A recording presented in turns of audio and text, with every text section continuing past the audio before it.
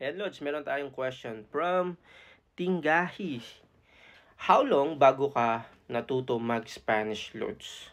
Okay, so sa 7 years ko dito, masasabi ko na hindi pa rin ako fluent mag-Spanish. Nag-aral ako ng Spanish sa school mismo. So, inaral ko yan. Ayan, ma-advise ko sa inyo mga Lods. Mag-aral kayo talaga sa school para malaman ninyo kung para saan yung mga salita, kung paano nyo sila gagamitin, kung ano yung proper na salita o yung mas formal sa mga salita na pang level mo lang ng edad mo gagamitin. So ako, masasabi ko na natuto ako mag-Spanish siguro mga first isang unang taong ko. Ayan, unang taong ko dito sa Spain na nag-aaral ako ng Spanish. Kasi kung pupunta ka talaga sa bansa na iba yung salita nila, hindi English, mangangapa ka talaga, Lods. So kailangan, ang may advice ko sa inyo, mag-aral talaga kayo sa school, pero wag matatapos doon. Kasi sa school, ituturo lang talaga sa inyo kung paano gamitin ang mga salita, paano gumawa ng sentence, ng mga phrases. Tapos, kung talagang masasabi ko sa 2 taong ko nag-aral sa school, mas masabi ko talaga na mas matututo ka sa labas na. Bakit? Kasi kailangan mo talaga i-practice magsalita.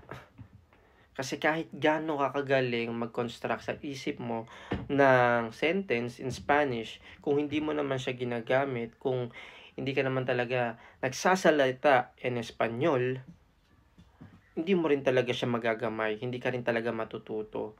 At kung laging mga kasama mo ay mga Pilipino na lagi kayo nag-uusap ng Tagalog, puro ganun na lang at napunta ka sa isang trabaho na puro ka Pilipino, mga Lods, puro kayo mga Pilipino, lalong-lalong hindi ka matututo mag-Spanish. Kasi yun na lang din yung routine mo. Sila lang din ang nakakausap mo. Dapat, ang gawin mo, Lods, makahalubilo ka sa ibang lahi talaga. Alam mo, masasabi ko na mas okay pa na wala kang classmate na Pilipino sa school. Kasi, bakit? Hindi dahil sa ayaw mo sa mga Pilipino, ha? Dahil mauobliga ka na magsalita talaga ng ibang language or ng Spanish talaga. Hindi ka makakapagsalita ng Tagalog sa classmate mong Pilipino. Talagang Spanish. Kumbaga hindi ka matitempt.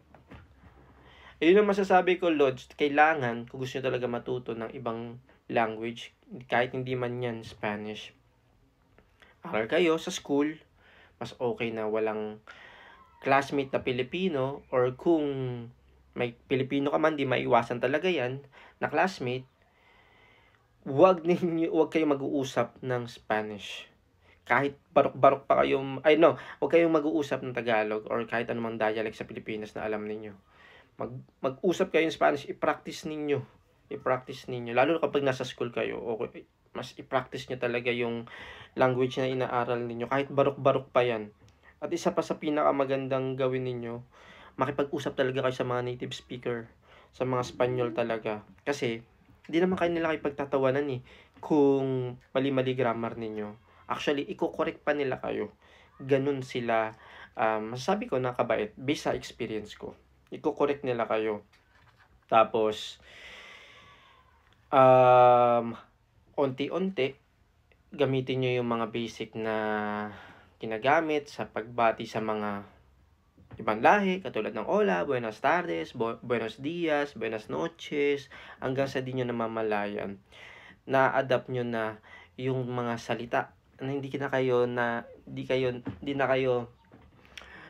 hindi yung sinasadya. Spanish na yung naisasagot nyo, automatic na. Kasi ang pagiging fluent, Lods, sa isang language, hindi mo na kailangan pa mag-isip ng mga next words para maituloy mo yung conversation ninyo. Yun ang pagiging fluent. Katulad natin, Tagalog, fluent tayo sa Tagalog. Ayun ang pagiging fluent. So, ako masasabi ko na hindi pa ako fluent talaga sa Espanyol. Kaya ko makipag-usap ng basic, kaya ko makipagbardagulan in Spanish, Pero hindi pa ako fluent talaga. Nahihirapan ako sa mga past tense. Pero pwede ako makipag-usap ng Spanish talaga sa ngayon, sa 7 taon. Pero masasabi ko, mababa pa yung level ko ng Spanish. Kasi nga, puro Pilipino yung mga clients namin, puro Pilipino yung nakakasalamuha ko. Doon meron kami mga Spanish na clients, pero ang sasagot ko lang naman doon, si, no, buenos tardes, buenos dias. Mga basic lang talaga na kadalasan na nagiging routine na. Ayun, Lods. Kung gusto mo talaga matuto magsalita, pumasok ka sa school, makipag-usap ka mismo sa mga tao na nasa paligid mo in Spanish. Okay?